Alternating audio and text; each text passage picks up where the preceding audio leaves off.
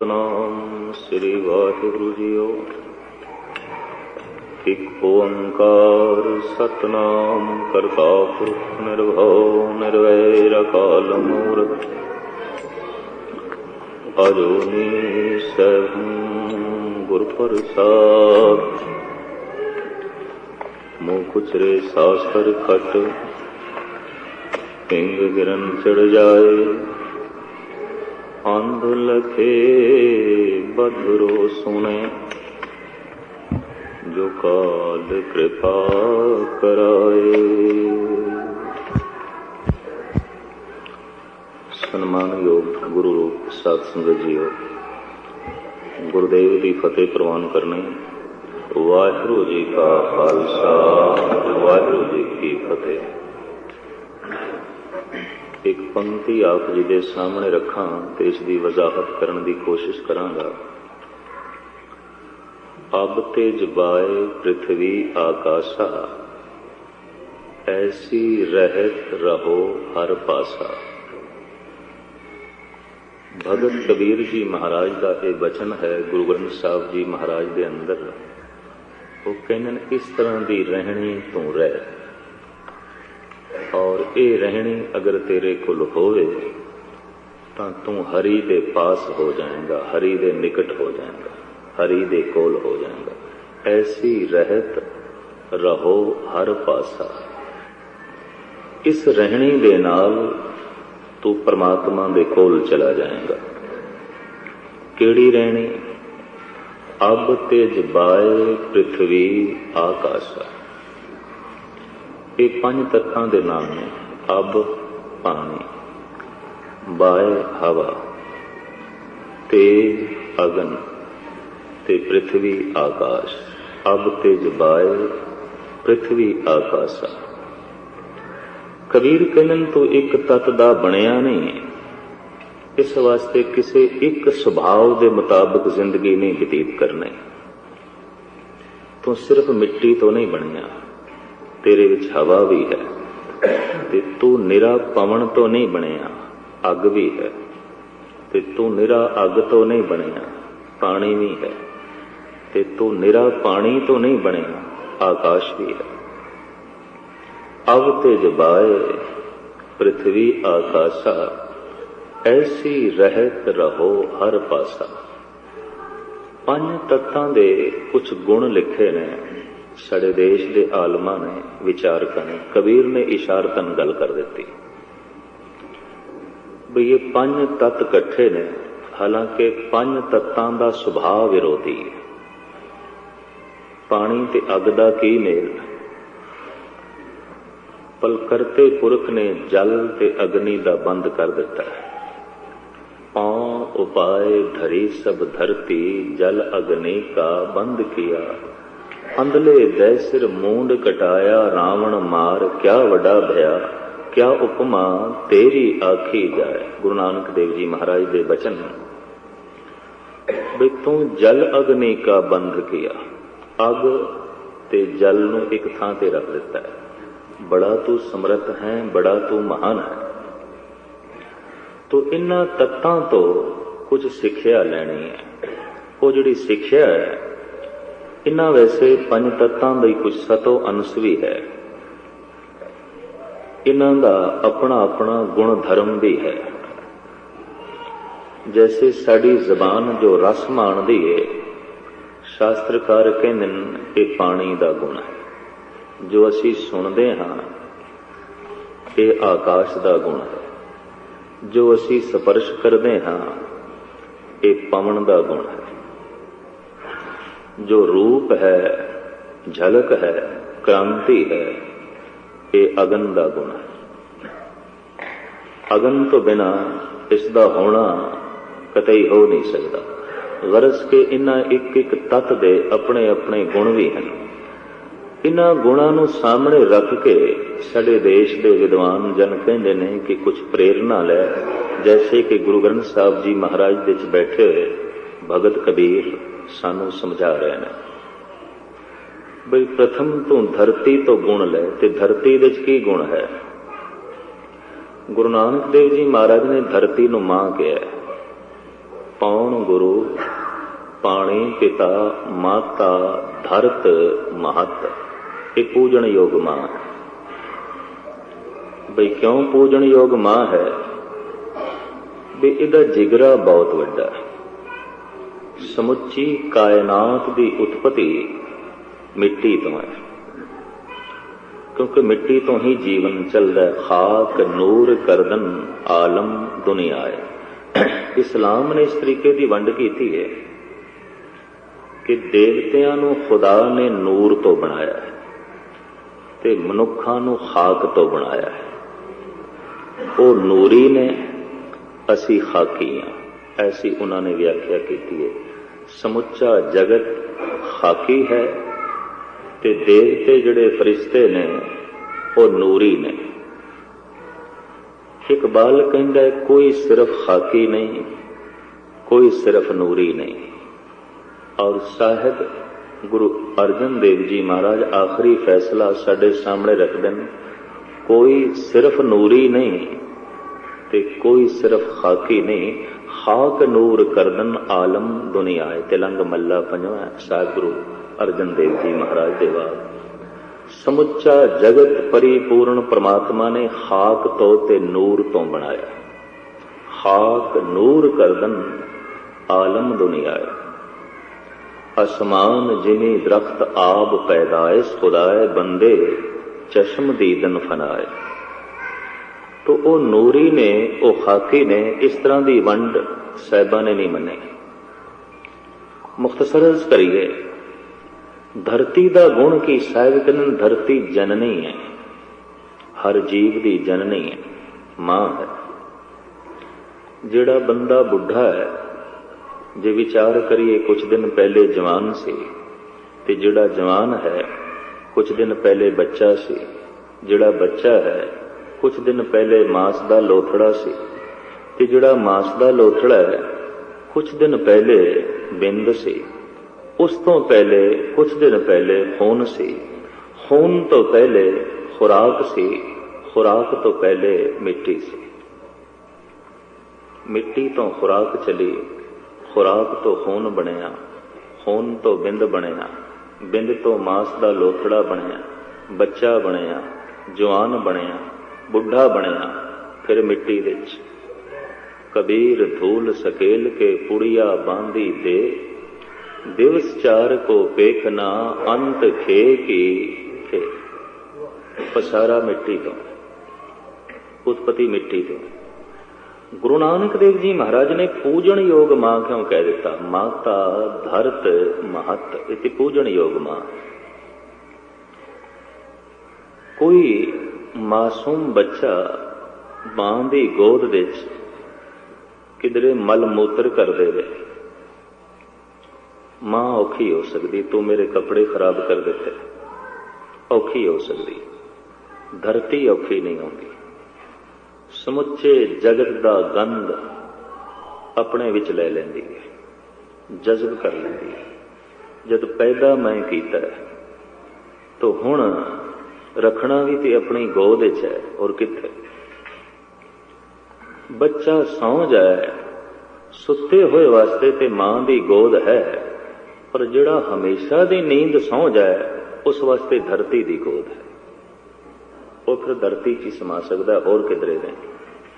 ऐसे नूं फिर धरती थां दे सकती है, होर कोई थां नहीं दे सकता।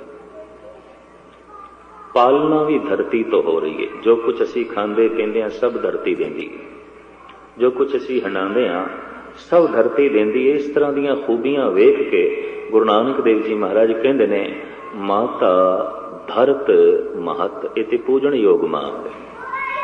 ये धरती तो अब तेज बाय पृथ्वी आकाशा।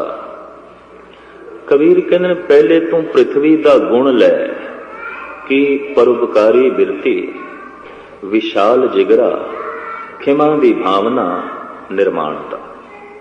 ये धरती का गुण है। और गुरु अर्जन देव जी महाराज ने इसका खुलासा किया है गालबन राम कली राग विच। दयाल देव गोविंद माधव सुन संत ना की रीत, महाराज कहते हैं मेरे कोलों संत जना दी रीत सुन, भगत जना दी वो किवें रहिंदे ने। मन मेरे राम रौ नित नीत, दयाल देव गोविंद माधव सुन संतना की रीत। बई संतां दी रीति मैथों सुन। की रीत है? आप कहते हैं शस्त्र तीखण काट डारियो, मन न कीनो रोस, काजुआ को लै सवारियो तिल न दीनो दोष। मनुख ने तिखे जिहा शस्त्र दे नाल दरख्त नूं कट दिता है और उस कट्टे हुए दरख्त दी बन गई बेड़ी नौका। जिसने कटिया सी अज उसने दरिया तो पार होना है, तो चरण थले उगा बैसियो, शर्म न रहो शरीर, महासागर न व्यापे खिने उतरियो तीर। हुण जिन्हें दरिया तो पार होना है पहले पैर रखने सन, बेड़ी च उसने पैर रखे, बैठ गया बेड़ी विच। ये बेड़ी की है? कुछ दिन पहले इसने एक दरख्त कटिया सी, तो किसी कारीगर ने उसकी अज बेड़ी बनाई है, तो जिसने कटिया है उन्होंने भी ये दरख्त पार पिया करता है। जिन्हें कटिया उन्होंने भी ये लक्कड़ किनारे ते लांदी पई है। संत दा जिगरा इतना महान है, जो कट दे, जो टुकड़े टुकड़े कर दे, जो बंद बंद भी कट दे। रसना तो उस वास्ते भी सराप नहीं बई उसकी कुल तबाह होवे, बर्बाद होवे, इस तरह का बचन नहीं। बड़ा जिगर है। चंदन अगर कपूर लेपन, तिस संगे नहीं प्रीत, बिष्टा मूत्र खोद तिल तिल, मन न मनी विपरीत। साहब कहते जिहड़ी जमीन है इहदे ते चंदन का लेप कर दईए, होर फुल फल इनू धरती नू भेंट करिए, अतर सेंट छिड़क दईए, तो ये कोई हंकार विच आके फुलदी नहीं। ते जे इहदे ते गंदगी सुट देईए तो कोई श्राप नहीं देंदी, सदा एक रस। साहब कहते ने धरती वाला गुण भगत कोल होंदा है।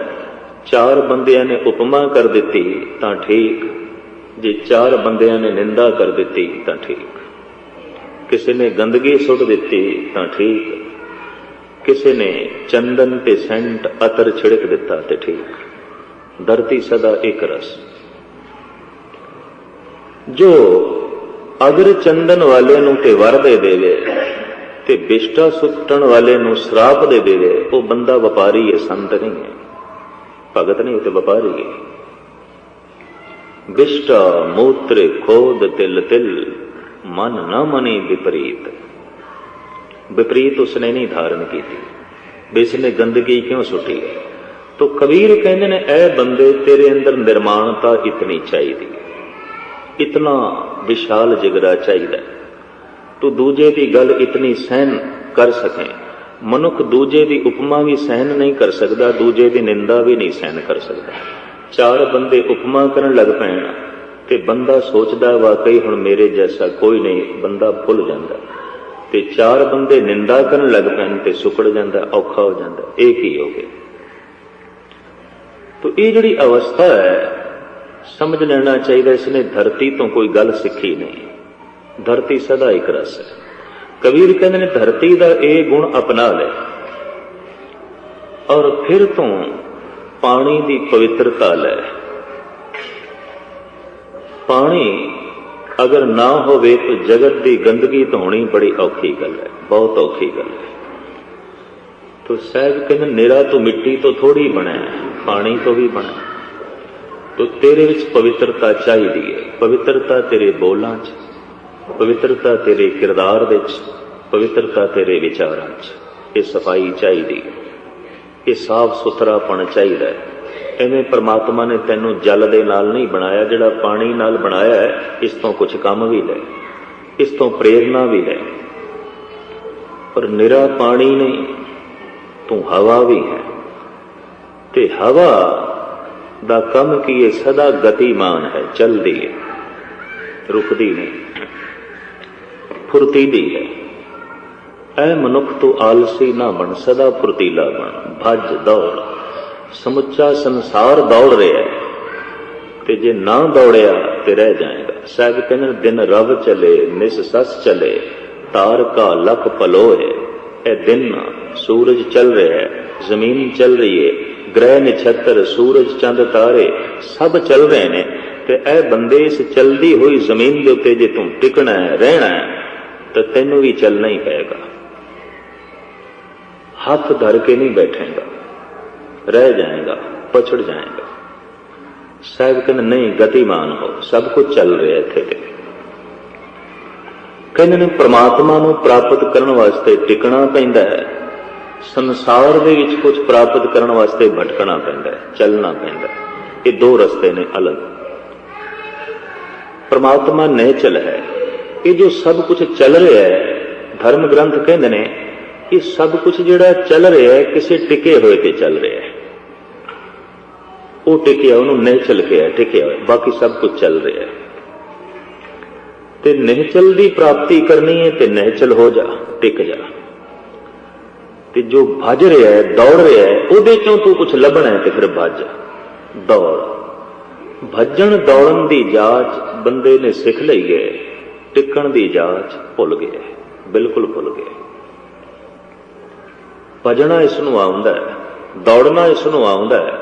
कहते बिना दौड़िया संसार नहीं मिलता, बिना टिकिया निरंकार नहीं मिलता। कभी बगौर मुताला करके देखना, भज के निरंकार नहीं मिलेगा। तुसी आखो भजना है, जिवें भज दौड़ संसार वास्ते, इस तरह की भज दौड़ रब नहीं मिलता। रब तो मिलता है पुरखा चौखड़ा मार के बैठ जा, प्रभु दे गीत गा, वाहिगुरू वाहिगुरू दी धुन आलाप। ते ये जिहड़ा चल रहा है मन, इनू रोक, बस इन्नी गल है। रुकण नाल मिलेगा, चलण नाल नहीं।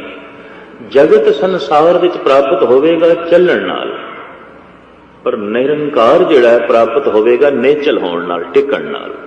तो टिकण दी गल बंदा भुल गया। इस वास्ते देखण दे चाहुंदा बंदे कोल संसार है, बंदे कोल निरंकार नहीं है, बंदे कोल परमात्मा नहीं है। ये गल मनुख भुल गया। कबीर कहते ने तू संसार विच रहना है क्योंकि तू कुछ संसारी भी है, और इस वास्ते तेरे च फुर्तीलापन चाहिए, आलसी नहीं चाहिए। हाथ देते हाथ धर के बैठे आलसी होवे, ऐसा नहीं चाहिए। तू पवन तत्व तो प्रेरणा ले, फिर तू आकाश तो प्रेरणा ले। आकाश समान रूप दे सारियां दिते व्यापक है, तेरी दृष्टि समान होनी चाहिए, वितकरियां भरी नहीं। आसमान की दृष्टि च कोई वितकरा नहीं, ये सारियां दे उत्ते समान है। गुरु अर्जन देव जी महाराज ने गल खोल के लिखी। जब बंदा समान दृष्टि का मालिक हो जाता है तो समझ लो आकाश तत्व का गुण उसदे च प्रगट हो गया। जब बंदा निर्माण हो जाता है तो धरती का गुण प्रगट हो गया। जब बंदा पवित्र हो जाता है आचार करके विचार करके तो पानी का गुण प्रगट हो गया। जब बंदा फुर्तीला हो जाता है आलसी ही नहीं है, क्योंकि शास्त्रकार कहते हैं भी निंदरा भुख ते आलस ये मनुख के हथ च है। जितना वधाओ वध जाता है, जितना घटाओ घट जाता है। नींद भुख ते आलस ये उत्ते मनुख जितना चाहे विस्तार कर सकता है, जितना चाहे घटा सकता है। निंदरा आलस भुख वधांदे जाओ वधदी जाएगी, कोई सीमा ही नहीं। घटांदे जाओ घट जाएगी, मनुख दे अपने हथ दे च। तो जब बंदा फुर्तीला हो जाए तो उसने पवन तत्व का गुण प्रगट कर लिया। जब बंदे की समान दृष्टि हो जाए तो समझ लो आकाश का गुण उस दे च प्रगट हो गया। तेज अगन, अगन तो की प्रेरणा लेनी है।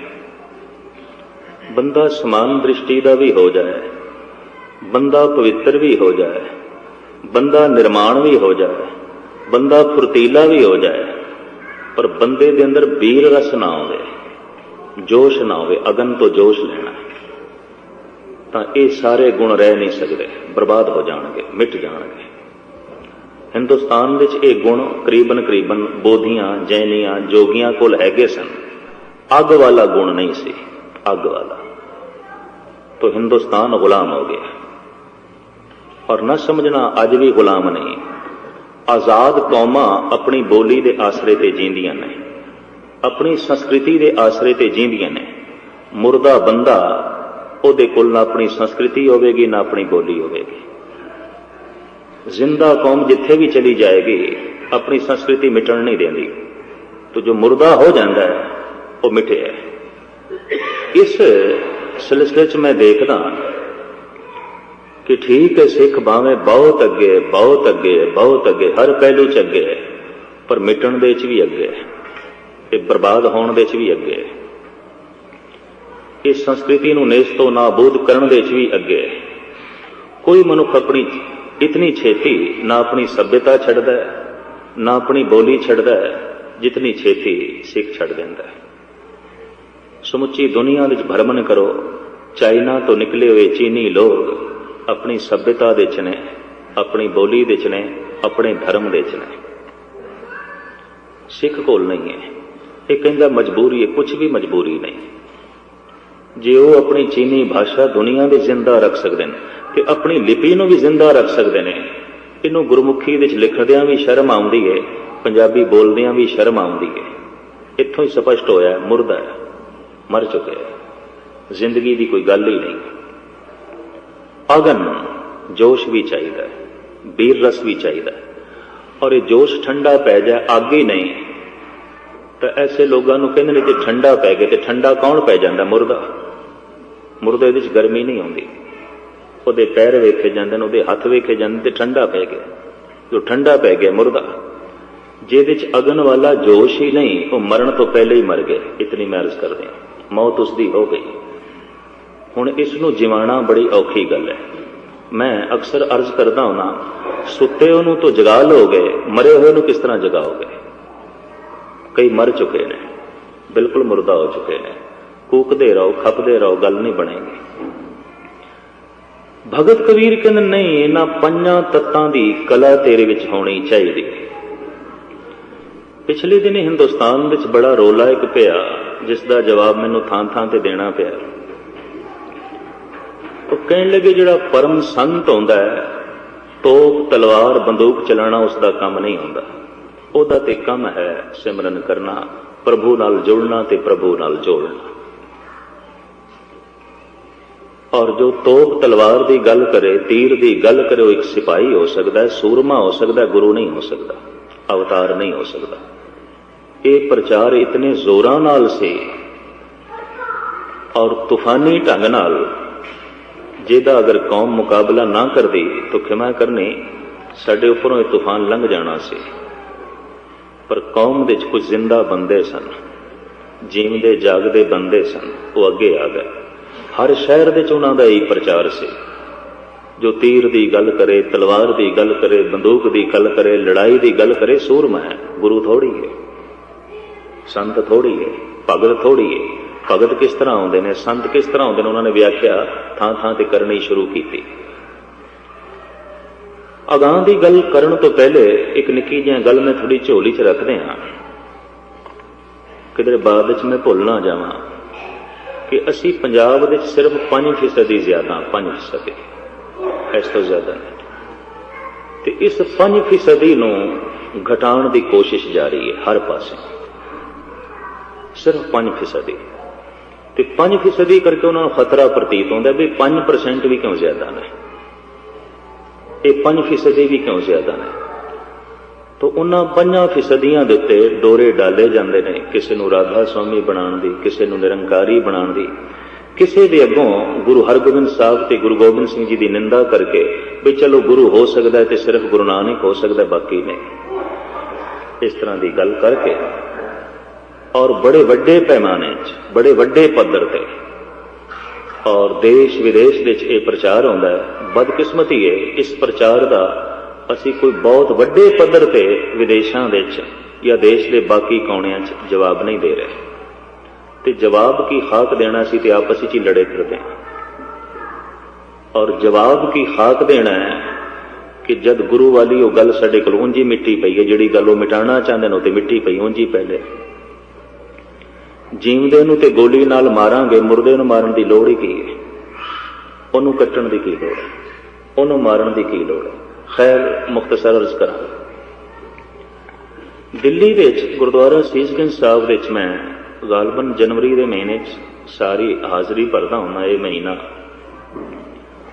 उत्थे एक सज्जन अदकी उपर मेरे कमरे च आ गया तो उसका चेहरा मैं देख लिया भी ये बहस के मूड च है, चर्चा के मूड च, तो हुण लंबी चौड़ी गल करेगा जरूर। उसका चेहरा ही दस रहा सी, भावें मैं थकिया होया आया सी, पर उन्होंने कुछ अनमतियां जान के मैं कह दिता, अच्छा बई तू कह की विचारां कहनियां।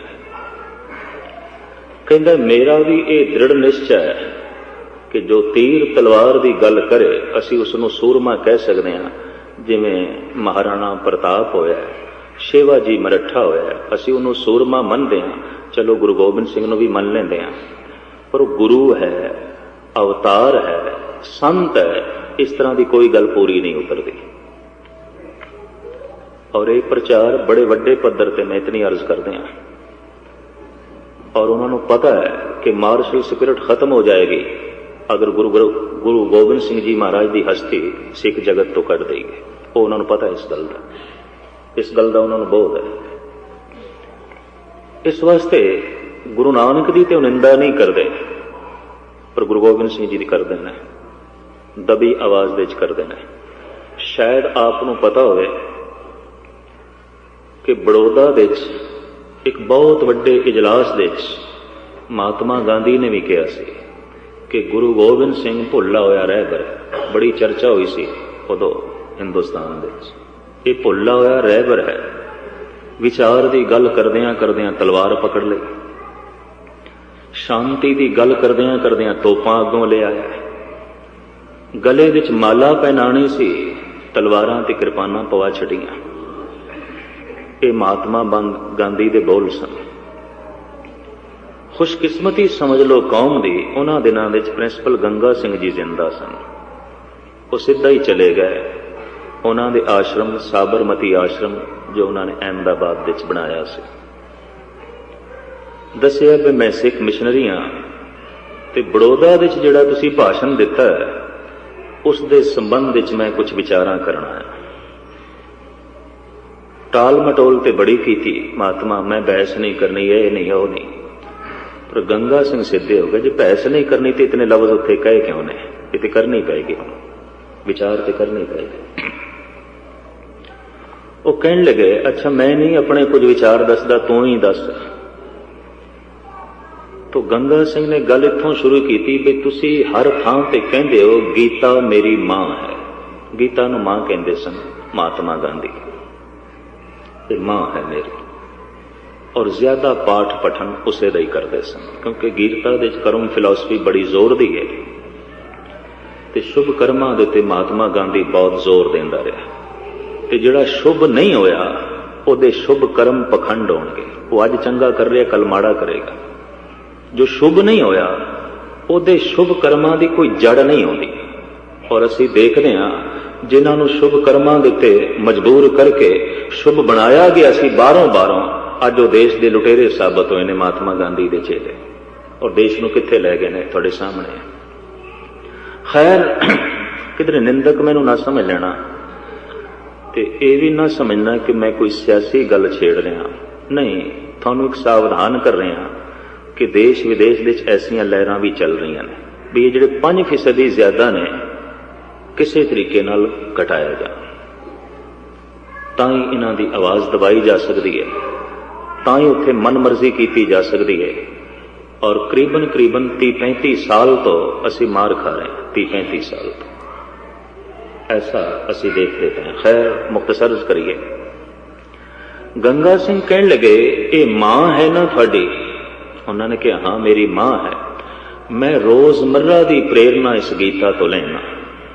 गंगा सिंह कहने लगे मैनू भी सन्मान है इस ग्रंथ का, मैं निंदक नहीं, ये कीमती ग्रंथ है, इस देश की कीमती सौगात है, ऋषि व्यास की लिखी हुई है, असी कदर करते हैं। तुसी मां कहते हो, इसकी भी कदर करते हैं, पर जरा ये दसो कि ये गीता उचारण कित्थे हुई है, किहड़ी थां ते उचारण हुई है? इतिहास के खोजी इस गल नूं जानदे ने, मैदाने जंग दे उचारण हुई है। ਕੁਰੂਕਸ਼ੇਤਰ ਦੇ। ਅਰਜਨ ਨੇ ਧਨੁਸ਼ ਬਾਣ ਸੁੱਟ ਦਿੱਤਾ ਸੀ, ਯੁਧਿਸ਼ਟਰ ਨੇ ਤਲਵਾਰ ਸੁੱਟ ਦਿੱਤੀ ਸੀ, ਨਕਲ ਸਹਦੇਵ ਤੇ ਭੀਸ਼ਮ ਨੇ ਆਪਣੇ ਸ਼ਸਤਰ ਸੁੱਟ ਦਿੱਤੇ ਸਨ। ਅਰਜਨ ਨੇ ਸਿੱਧਾ ਹੀ ਕਹਿ ਦਿੱਤਾ, ਭਗਵਾਨ ਅਸੀਂ ਨਹੀਂ ਲੜਨਾ। ਬਈ ਕਿਉਂ ਨਹੀਂ ਲੜਨਾ? ਤੋ ਅਰਜਨ ਕਹਿਣ ਲੱਗਾ, ਉਹ ਦ੍ਰੋਣਾਚਾਰਜ ਮੇਰਾ ਚਚੇਰਾ ਭਰਾ, ਉਹ ਦੁਰਯੋਧਨ ਮੇਰਾ ਚਚੇਰਾ ਭਰਾ, ਉਹ ਦ੍ਰੋਣਾਚਾਰਜ ਮੇਰਾ ਗੁਰੂ, ਉਹ ਭੀਸ਼ਮ ਮੇਰਾ ਪਿਤਾਮਾ। ਆਪਣਿਆਂ ਨੂੰ ਮਾਰਾਂ, ਪਿਤਾਮੇ ਨੂੰ ਮਾਰਾਂ, ਗੁਰੂ ਨੂੰ ਮਾਰਾਂ, ਆਪਣੇ ਭਰਾ ਨੂੰ ਮਾਰਾਂ, ਮੈਂ ਨਹੀਂ ਲੜਨਾ। ਹਾਰ ਹੁੰਦੀ ਏ ਤੇ ਹਾਰ ਹੀ ਸਹੀ, ਨਹੀਂ ਕੁਛ ਮਿਲਦਾ ਤੇ ਨਾ ਹੀ ਸਹੀ, ਪਰ ਮੈਂ ਆਪਣਿਆਂ ਨੂੰ ਮਾਰਨਾ ਨਹੀਂ। ਧਨੁਸ਼ ਬਾਣ ਸੁੱਟ ਦਿੱਤਾ। ਸ੍ਰੀ ਕ੍ਰਿਸ਼ਨ ਨੇ ਸਮਝਾਇਆ, ਅਰਜਨ ਠੀਕ ਹੈ, ਮੈਂ ਮੰਨਦਾ ਤੇਰੇ ਆਪਣੇ ਨੇ, ਪਰ ਆਪਣੇ ਜਿਸਮ ਦੇ ਉੱਤੇ ਕੋਈ ਮਵਾਦ ਦੇ ਨਾਲ ਭਰਿਆ ਹੋਇਆ ਫੋੜਾ ਨਿਕਲ ਆਵੇ, ਜ਼ਹਿਰ ਨਾਲ ਭਰਿਆ ਹੋਇਆ, ਬੜੀ ਪੀੜਾ ਹੋਵੇ ਔਰ ਉਸ ਤੋਂ ਤੜਪਣਾ ਬੜੀ ਹੋਵੇ, ਤਾਂ ਚੀਰਾ ਦੇਣਾ ਪੈਂਦਾ, ਉਹ ਮਵਾਦ ਕੱਢਣੀ ਪੈਂਦੀ, ਭਾਵੇਂ ਆਪਣੇ ਹੀ ਜਿਸਮ ਦੀ ਹੈ, ਕੱਢਣੀ ਪੈਂਦੀ। ਫੋੜਾ ਭਾਵੇਂ ਆਪਣਾ ਤਾਂ ਵੀ ਚੀਰਨਾ ਪੈਂਦਾ। ਇਹ ਸਾਰੇ ਤੇਰੇ ਆਪਣੇ ਨੇ, ਪਰ ਦੇਸ਼ ਧਰਮ ਨੂੰ ਚੰਬੜੇ ਫੋੜੇ ਨੇ, ਚੀਰਦੇ ਇਹਨਾਂ ਨੂੰ ਕੋਈ ਪਾਪ ਨਹੀਂ, ਮਾਰਦੇ ਇਹਨਾਂ ਨੂੰ ਕੋਈ ਪਾਪ ਨਹੀਂ। ਬੁਰੇ ਨੂੰ ਬਰਦਾਸ਼ਤ ਕਰ ਲੈਣਾ ਵੀ ਭਲੇ ਨੂੰ ਸੱਟ ਮਾਰਨਾ, ਅੰਧੇਰੇ ਨੂੰ ਬਰਦਾਸ਼ਤ ਕਰ ਲੈਣਾ ਵੀ ਰੋਸ਼ਨੀ ਵਾਸਤੇ ਰਸਤੇ ਬੰਦ ਕਰਨੇ ਨੇ। ਕ੍ਰਿਸ਼ਨ ਨੇ ਗੱਲ ਸਮਝਾਈ, ਸਮਝ ਚ ਆ ਗਏ। ਸੁੱਟਿਆ ਹੋਇਆ ਧਨੁਸ਼ ਬਾਣ ਅਰਜਨ ਨੇ ਫਿਰ ਚੁੱਕ ਲਿਆ। ਘਮਸਾਨ ਦਾ ਯੁੱਧ ਹੋਇਆ ਤੇ ਮਹਾਭਾਰਤ ਜੋ ਲਿਖੀ ਗਈ ਹੈ ਉਸ ਦੇ ਕਥਨ ਅਨੁਸਾਰ ਲੱਖਾਂ ਬੰਦੇ ਕਈ ਦਿਨ ਲੜਾਈ ਵਿੱਚ ਮੌਤ ਦੇ ਘਾਟ ਉਤਰੇ, ਔਰ ਕ੍ਰਿਸ਼ਨ ਦੇ ਦੋ ਬੋਲਾਂ ਕਰਕੇ। ਜਦ ਪ੍ਰਿੰਸੀਪਲ ਗੰਗਾ ਸਿੰਘ ਨੇ ਕਿਹਾ ਵੀ ਜਿਸ ਗੀਤਾ ਨੂੰ ਤੁਸੀਂ ਮਾਂ ਕਹਿੰਦੇ ਹੋ ਉਹ ਤੇ ਮੈਦਾਨੇ ਜੰਗ ਵਿੱਚ ਉਚਾਰਨ ਹੋਈ ਹੈ, ਤੇ ਨਿਰੀ ਮੈਦਾਨੇ ਜੰਗ ਵਿੱਚ ਨਹੀਂ ਉਚਾਰਨ ਹੋਈ, ਗੀਤਾ ਕਰਕੇ ਜੰਗ ਹੋਈ ਹੈ। ਅਗਰ ਗੀਤਾ ਕ੍ਰਿਸ਼ਨ ਦੀ ਰਚਨਾ ਤੋਂ ਨਾ ਨਿਕਲਦੀ, ਲੱਖਾਂ ਬੰਦੇ ਮੌਤ ਦੇ ਘਾਟ ਨਹੀਂ ਉਤਰਨੇ ਸਨ। ਤੇ ਤੁਸੀਂ ਇਸੇ ਨੂੰ ਮਾਂ ਕਹੀ ਜਾਂਦੇ ਹੋ। ਇੱਕ ਪਾਸੇ ਅਹਿੰਸਾ ਪਰਮੋ ਧਰਮ ਕਹਿੰਦੇ ਹੋ, ਇੱਕ ਪਾਸੇ ਗੁਰੂ ਗੋਬਿੰਦ ਸਿੰਘ ਨੂੰ ਭੁੱਲਾ ਹੋਇਆ ਰਹਿਬਰ ਕਹਿੰਦੇ ਹੋ, ਤੇ ਇੱਕ ਪਾਸੇ ਉਸ ਗੀਤਾ ਨੂੰ ਮਾਂ ਕਹਿੰਦੇ ਹੋ ਜਿਸ ਨੇ ਲੱਖਾਂ ਬੰਦੇ ਮੌਤ ਦੇ ਘਾਟ ਉਤਾਰ ਦਿੱਤੇ। ਕਹਿੰਦੇ ਨੇ ਮਹਾਤਮਾ ਗਾਂਧੀ ਨੇ ਜਿਹੜੇ ਬੋਲ ਬੋਲੇ, ਇਸ ਤੋਂ ਗੁਸਤਾਖੀ ਮਾਫ ਉਹਨਾਂ ਦੀ ਸ਼ਖਸੀਅਤ ਝਲਕਦੀ ਪਈ ਉਹ ਕੀ ਨੇ। ਉਹਨਾਂ ਨੇ ਕਹਿ ਦਿੱਤਾ, ਪ੍ਰਿੰਸੀਪਲ ਸਾਹਿਬ ਇਹ ਜੰਗ ਨਹੀਂ ਹੋਈ, ਇਹ ਅੰਦਰ ਦੀ ਜੰਗ ਦਾ ਜ਼ਿਕਰ ਹੈ। ਮਹਾਤਮਾ ਗਾਂਧੀ ਇਹੀ ਕਹਿੰਦੇ ਹੁੰਦੇ ਸਨ ਹਰ ਥਾਂ ਤੇ, ਇਹ ਜੰਗ ਨਹੀਂ ਹੋਈ, ਇਹ ਅੰਦਰ ਦੀ ਜੰਗ ਦਾ ਜ਼ਿਕਰ ਹੈ। ਤੇ ਗੰਗਾ ਸਿੰਘ ਕਿੱਥੇ ਚੁੱਪ ਕਰਨ ਵਾਲਾ ਸੀ, ਕਹਿਣ ਲੱਗੇ ਜੇ ਇਹ ਜੰਗ ਨਹੀਂ ਹੋਈ ਤਾਂ ਫਿਰ ਇਹ ਵੀ ਕਬੂਲ ਕਰੋ ਕ੍ਰਿਸ਼ਨ ਨਹੀਂ ਹੋਏ, ਕੋਈ ਅੰਦਰ ਦੇ ਕ੍ਰਿਸ਼ਨ ਦੀ ਗੱਲ ਹੈ। ਇਹ ਗੀਤਾ ਬਾਹਰ ਨਹੀਂ ਉਚਾਰਨ ਹੋਈ, ਕੋਈ ਅੰਦਰ ਦੀ ਗੀਤਾ ਦੀ ਗੱਲ ਹੈ।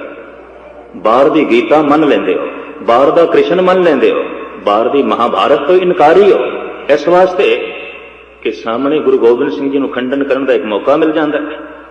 ਕਹਿੰਦੇ ਨੇ ਇਸ ਤਰ੍ਹਾਂ ਦੀ ਦੋ ਝਾੜਾਂ ਜਦ ਗੰਗਾ ਸਿੰਘ ਨੇ ਪਾਈਆਂ, ਮਹਾਤਮਾ ਗਾਂਧੀ ਨੇ ਬਹੁਤ ਵੱਡੀ ਸਭਾ ਵਿੱਚ ਮਾਫੀ ਮੰਗੀ ਸੀ ਵੀ ਮੈਥੋਂ ਭੁੱਲ ਹੋਈ, ਮੈਥੋਂ ਗਲਤੀ ਹੋਈ, ਮੈਨੂੰ ਇਸ ਤਰ੍ਹਾਂ ਨਹੀਂ ਕਹਿਣਾ ਚਾਹੀਦਾ ਸੀ। ਕਿਉਂਕਿ ਗੰਗਾ ਸਿੰਘ ਨੇ ਮਜਬੂਰ ਕਰ ਦਿੱਤਾ, ਤੂੰ ਕਬੂਲ ਕਰ ਬਾਹਰ ਕ੍ਰਿਸ਼ਨ ਨਹੀਂ ਹੋਇਆ, ਅੰਦਰ ਹੀ ਹੈ। ਬਾਹਰ ਗੀਤਾ ਨਹੀਂ ਉਚਾਰਨ ਹੋਈ, ਕੋਈ ਅੰਦਰ ਹੀ ਹੋਈ ਹੈ, ਇਹ ਵੀ ਕਬੂਲ ਕਰ। ਅਗਰ ਬਾਹਰ ਮਹਾਭਾਰਤ ਨਹੀਂ ਹੋਇਆ ਤਾਂ ਬੜੀ ਕਰਾਰੀ ਚੋਟ ਲੱਗੀ। ਮੈਂ ਇਤਨੀ ਅਰਜ਼ ਕਰਦੇ ਹਾਂ ਕਿ ਛੋਟੇ ਰੂਪ ਵਿੱਚ, ਵੱਡੇ ਰੂਪ ਵਿੱਚ, ਛੋਟੇ ਮਨੁੱਖਾਂ ਦੇ ਰਾਹੀਂ, ਵੱਡੇ ਮਨੁੱਖਾਂ ਦੇ ਰਾਹੀਂ ਕਾਫੀ ਸਮੇਂ ਤੋਂ ਇਹ ਘੋਲ ਹੈ ਸਾਡੇ ਦੇਸ਼ ਵਿੱਚ ਵੀ ਇਹ ਜੀਵਦੀ ਜਾਗਦੀ ਕੌਮ ਹੈ, ਸਿਰ ਚੁੱਕਣ ਵਾਲੀ ਕੌਮ ਹੈ। ਗੁਰੂਆਂ ਦੀਆਂ ਕੋਈ ਬਰਕਤਾਂ ਨੇ, ਕੱਲ ਨੂੰ ਕਿਧਰੇ ਮਾਲਕ ਨਾ ਬਣ ਜਾਣ, ਇਹਨਾਂ ਨੂੰ ਗੁਲਾਮਾਂ ਤੋਂ ਵੀ ਥੱਲੇ ਕਰ ਛੱਡੋ। ਤੇ ਕਦੀ ਕਦੀ ਮੈਨੂੰ ਉਹਨਾਂ ਲੋਕਾਂ ਤੇ ਤਰਸ ਆ ਜਾਂਦਾ ਹੈ ਜਿਨ੍ਹਾਂ ਨੇ ਖਿੜੇ ਮੱਥੇ ਗੁਲਾਮੀ ਕਬੂਲ ਕਰ ਲਈ, ਖਿੜੇ ਮੱਥੇ, ਖੁਸ਼ੀ ਖੁਸ਼ੀ ਨਾਲ ਆਪ ਹੀ ਕਹਿ ਦਿੱਤਾ ਵੀ ਠੀਕ ਹੈ ਪਾ ਲਓ ਹੱਥਕੜੀਆਂ, ਹੱਥਕੜੀਆਂ ਨੂੰ ਗਹਿਣੇ ਸਮਝ ਲਿਆ। ਤੇ ਜਿਹੜਾ ਹੁਣ ਹੱਥਕੜੀਆਂ ਨੂੰ ਗਹਿਣਾ ਸਮਝ ਲਵੇ ਤੇ ਉਹਦੀਆਂ ਤੇ ਬੇੜੀਆਂ ਤੋੜਨੀਆਂ ਹੀ ਬੜੀ ਔਖੀ ਗੱਲ ਹੈ। ਉਹ ਤੇ ਗਹਿਣਾ ਸਮਝਦਾ ਪਿਆ, ਗਹਿਣਾ ਜਾਣ ਕੇ ਕਈਆਂ ਨੇ ਪਾ ਲਈਆਂ। ਖੈਰ ਸੰਖੇਪ ਦੇ ਝਰਜ ਕਰਾਂ, ਜਦ ਇਹ ਰੋਲਾ ਦੇਸ਼ ਦੇ ਹੁਣੇ ਪਿਛਲੇ ਸਾਲ ਗਲਬਨ 2 ਸਾਲ ਤੋਂ ਜ਼ਿਆਦਾ ਤਾਂ ਇੱਕ ਸੱਜਣ ਉੱਪਰ ਮੇਰੇ ਕੋਲ ਦਿੱਲੀ ਆਇਆ, ਕਮਰੇ 'ਚ ਕਹਿਣ ਲੱਗਾ, ਗਹਿਣੇ ਜੀ ਮੈਂ ਤੁਹਾਨੂੰ ਕਈ ਦਿਨਾਂ ਤੋਂ ਸੁਣ ਰਿਹਾ ਔਰ ਮੈਂ ਇੰਨੀ ਗੱਲ ਸਪਸ਼ਟ ਰੂਪ ਵਿੱਚ ਕਹਿਣਾ ਕਿ ਜੋ ਤੀਰ ਤਲਵਾਰ ਚਲਾਉਣ ਦੀ ਗੱਲ ਕਰਦਾ ਹੈ ਤੇ ਪ੍ਰੇਰਨਾ ਵੀ ਦਿੰਦਾ ਹੈ, ਉਹ ਗੁਰੂ ਨਹੀਂ ਹੋ ਸਕਦਾ, ਉਹ ਸੰਤ ਨਹੀਂ। ਕਿਉਂਕਿ ਸੰਤ ਦਾ ਹਿਰਦਾ ਨਿਰਵੈਰ ਹੁੰਦਾ, ਸੰਤ ਦਾ ਹਿਰਦਾ ਬੜਾ ਕੋਮਲ ਹੁੰਦਾ, ਉਹ ਖੂਨ ਖਰਾਬਾ ਨਹੀਂ ਬਰਦਾਸ਼ਤ ਕਰ ਸਕਦਾ।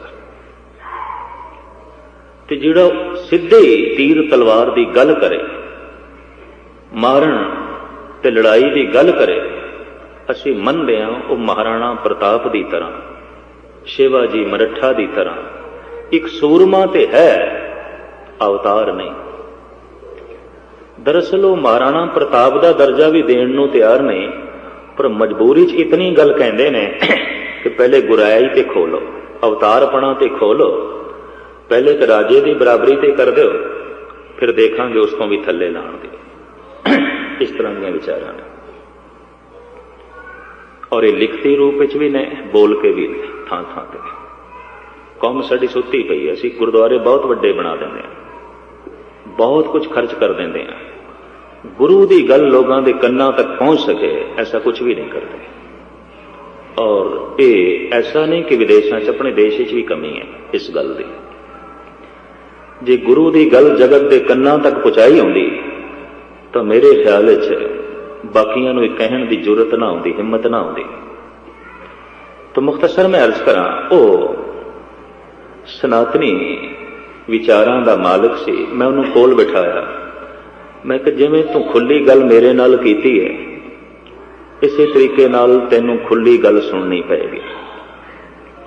ਮੈਂ ਕਿਹਾ ਤੇਰਾ ਇਹ ਪੱਕਾ ਨਿਸ਼ਚਾ ਹੈ ਕਿ ਜਿਹੜਾ ਤੀਰ ਤਲਵਾਰ ਦੀ ਗੱਲ ਕਰੇ ਉਹ ਗੁਰੂ ਨਹੀਂ, ਉਹ ਸੰਤ ਨਹੀਂ, ਅਵਤਾਰ ਨਹੀਂ? ਕਹਿੰਦਾ ਹਾਂ ਬਿਲਕੁਲ। ਜੋ ਤੀਰ ਤਲਵਾਰ ਦੀ ਗੱਲ ਕਰੇ, ਕਹਿੰਦਾ ਮੈਂ ਸਨਮਾਨ ਕਰਦਾ ਉਸਦਾ, ਇੱਕ ਚੰਗਾ ਸਿਪਾਹੀ ਹੋਵੇਗਾ, ਇੱਕ ਚੰਗਾ ਬਹਾਦਰ ਹੋਵੇਗਾ, ਚੰਗਾ ਸੂਰਮਾ ਹੋਵੇਗਾ, ਨਿੰਦਾ ਨਹੀਂ ਕਰਦਾ ਮੈਂ। ਕਹਿੰਦਾ ਮੈਂ ਉਸਦੀ ਉਪਮਾ ਕਰਾਂਗਾ, ਪਰ ਉਹਨੂੰ ਗੁਰੂ ਨਹੀਂ ਕਹਾਂਗਾ, ਉਹਨੂੰ ਸੰਤ ਨਹੀਂ ਕਹਿ ਸਕਦਾ, ਉਹਨੂੰ ਅਵਤਾਰ ਨਹੀਂ ਕਹਿ ਸਕਦਾ। ਤੇ ਮੈਂ ਕਿਹਾ ਮਿੱਤਰਾ, ਮੈਂ ਤੇਰੇ ਵਿਚਾਰ ਕੁਝ ਪੁਸਤਕਾਂ 'ਚ ਦੇਖੇ ਨੇ, ਤੇਰਾ ਇਸ਼ਟ ਹੈ ਰਾਮ, ਪਰ ਤੂੰ ਦੱਸ ਸਕਦਾ ਹੈ ਕਿ ਰਾਮ ਨੇ ਰਾਵਣ ਨੂੰ ਵਿਚਾਰਾਂ ਨਾਲ ਜਿੱਤਿਆ ਸੀ, ਗਿਆਨ ਨਾਲ ਜਿੱਤ ਰਿਹਾ ਸੀ, ਸ਼ਾਸਤਰ ਨਾਲ ਜਿੱਤਿਆ ਸੀ, ਖਿਮਾ ਨਾਲ ਜਿੱਤਿਆ ਸੀ? ਕਿਆ ਸਿੱਧ ਕਰ ਸਕਦਾ? ਕਿਉਂਕਿ ਬਾਰ-ਬਾਰ ਕਹਿੰਦਾ ਸੀ ਜਿਹੜਾ ਅਵਤਾਰ ਹੁੰਦਾ ਹੈ ਉਹਦੇ ਵਿਚਾਰ ਇਤਨੇ ਉੱਚੇ ਹੁੰਦੇ ਨੇ, ਉਹ ਵਿਚਾਰਾਂ ਨਾਲ ਹੀ ਜਿੱਤ ਲੈਂਦਾ, ਤਲਵਾਰ ਦੀ ਲੋੜ ਹੀ ਨਹੀਂ ਪੈਂਦੀ। ਅਵਤਾਰ ਇਤਨਾ ਮਹਾਨ ਹੁੰਦਾ ਹੈ, ਉਹ ਗਿਆਨ ਨਾਲ ਹੀ ਕਾਇਲ ਕਰ ਲੈਂਦਾ, ਤੋਪ ਤਲਵਾਰ ਦੀ ਲੋੜ ਹੀ ਨਹੀਂ ਪੈਂਦੀ। ਤੇ ਮੈਂ ਕਿਹਾ ਰਾਮ ਦੀ ਇਹ ਦਸ਼ਾ ਕਿਉਂ ਬਣੀ, ਉਹਨੂੰ ਤਲਵਾਰ ਤੇ ਤੀਰ ਦੀ ਕਿਉਂ ਲੋੜ ਪੈ ਗਈ? ਸਪਸ਼ਟ ਕਰੋ ਇਸ ਗੱਲ ਨੂੰ। ਮੈਂ ਕਿਹਾ ਜਾਂ ਤੇ ਕਹਿ ਦੋ ਕਿ ਰਾਵਣ ਗਿਆਨ ਨਾਲ ਮਰਿਆ ਸੀ, ਸ਼ਾਂਤੀ ਨਾਲ ਮਰ ਗਿਆ ਸੀ, ਵਿਚਾਰ ਨਾਲ ਮਰਿਆ ਸੀ, ਐਸੀ ਗੱਲ ਤੇ ਹੈ ਨਹੀਂ। ਲੜਾਈ ਹੋਈ, ਬਹੁਤ ਵੱਡਾ ਯੁੱਧ ਹੋਇਆ। ਤੇ ਮੈਂ ਕਿ ਕੁਝ ਤੁਸੀਂ ਸਿੱਧ ਕਰ ਸਕਦੇ ਹੋ ਕਿ ਸ੍ਰੀ ਕ੍ਰਿਸ਼ਨ ਨੇ ਦੁਰਯੋਧਨ ਨੂੰ ਗਿਆਨ ਨਾਲ ਮਾਰਿਆ ਸੀ, ਵਿਚਾਰ ਨਾਲ ਮਾਰਿਆ ਸੀ, ਸ਼ਾਂਤੀ ਨਾਲ ਮਾਰਿਆ ਸੀ? ਕਤਈ ਨਹੀਂ। ਤਲਵਾਰ, ਸੁਦਰਸ਼ਨ ਚੱਕਰ, ਸ਼ਸਤਰ ਦੀ ਗੱਲ ਹੋਈ। ਉਹ ਸ਼ਸਤਰ ਉਠਾ ਕੇ ਅਵਤਾਰ ਹੋ ਸਕਦੇ ਨੇ, ਤੇ ਗੁਰੂ ਗੋਬਿੰਦ ਸਿੰਘ ਜੀ ਸ਼ਸਤਰ ਚੁੱਕ ਲੈਣ, ਉਹ ਤੁਹਾਡੀ ਦ੍ਰਿਸ਼ਟੀ 'ਚ ਅਵਤਾਰ ਨਹੀਂ, ਜਾਂ ਤੇ ਅਗਿਆਨਤਾ ਹੈ ਤੁਹਾਡੀ, ਜਾਂ ਤੁਹਾਡਾ ਤਸੁਬਪਣਾ ਹੈ, ਤੰਗ ਦੇ ਲਈ। ਇਹਨਾਂ ਦੋਵਾਂ 'ਚ ਇੱਕ ਗੱਲ ਜ਼ਰੂਰ ਹੈ, ਜੇ ਅਗਿਆਨਤਾ ਹੈ ਤਾਂ ਫਿਰ ਕਾਬਲੇ ਮੁਆਫ ਹੋ ਤੁਸੀਂ, ਤੇ ਜੇ ਤਸੁਬ ਹੈ ਤਾਂ ਫਿਰ ਫਿਟਕਾਰ ਹੈ, ਲਾਨਤ ਹੈ ਕਿ ਐਸੇ ਮਹਾਂਪੁਰਸ਼ ਦੀ ਕਰਨੀ ਦੇ ਉੱਤੇ ਸ਼ੱਕ ਕਰੋ ਔਰ ਉਹਨੂੰ ਨਿਖੇਧ ਜ਼ਾਹਿਰ ਕਰਨ ਦੀ ਕੋਸ਼ਿਸ਼ ਕਰੋ, ਜਿਸ ਨੇ ਦੇਸ਼ ਵਾਸੀਆਂ ਵਾਸਤੇ ਇੱਕ ਮਹਾਨ ਕੰਮ ਕੀਤਾ, ਬੜਾ ਉੱਚਾ ਕੰਮ ਕੀਤਾ।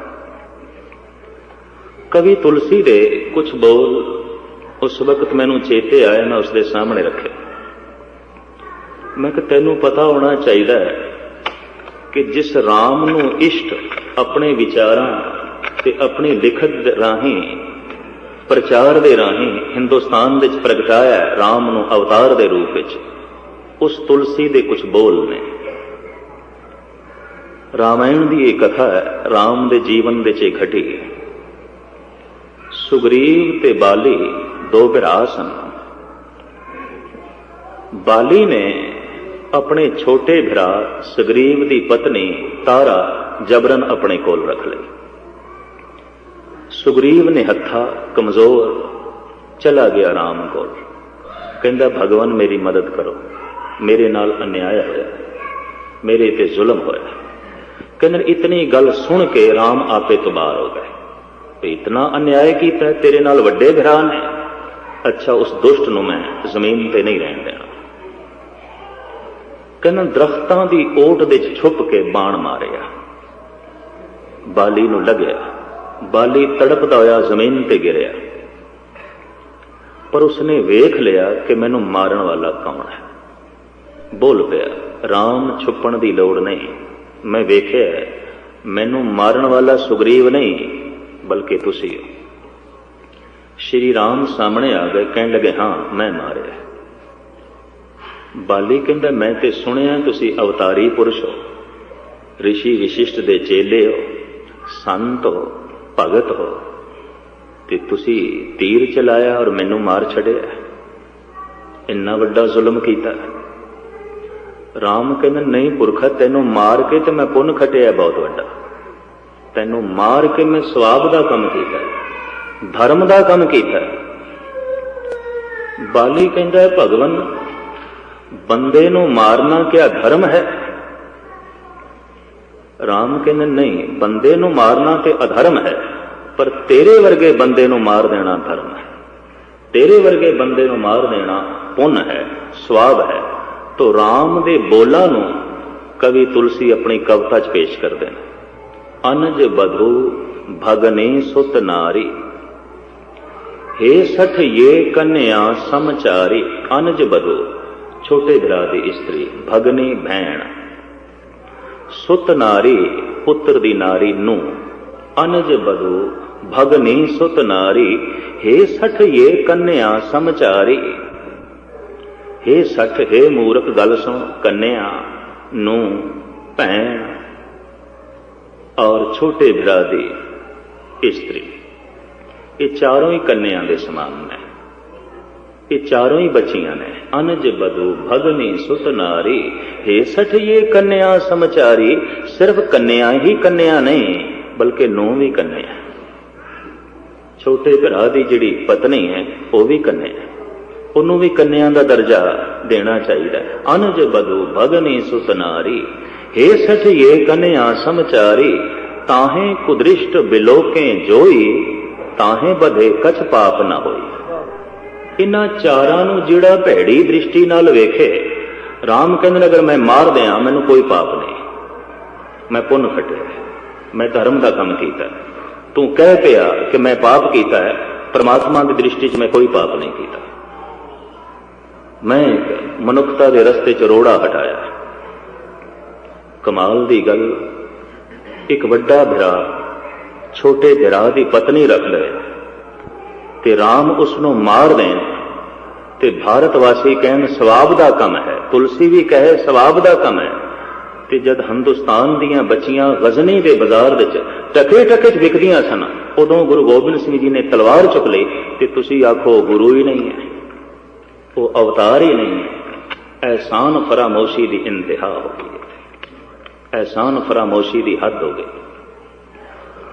यह विचार सुनांदे होया मैनू अपना एक बचपना याद आया। मैं खालसा स्कूल का विद्यार्थी सी ते उत्थे साडे एक ज्ञानी टीचर सन, सानू गुरबाणी का पाठ सिखाते सन, ज्ञानी हरि सिंह जी, चंगी तरह मैनू याद आया। पाठ पढ़ाते हुए उन्होंने एक दिन अपनी आप बीती सुनाई। फ्रंटीयर के इलाके डिस्ट्रिक्ट बन्नू तो थोड़ी जी दूरी ते एक पाड़ा चनार का इलाका है। लोकी अक्सर गर्मियां के दिनों च उत्थे जाते सन, ठंडा इलाका होने करके। ज्ञानी हरी सिंह जी कहते मैं भी चला गया गर्मियां की छुट्टियां, 2 महीने दी छुट्टियां। झील सरोवर वगदे हुए झरने उत्थे आम ने।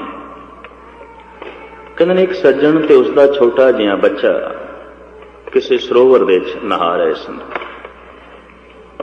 नहांदियां नहांदियां बच्चा किधरे गहरे पानी च चला गया, डुबन लगा।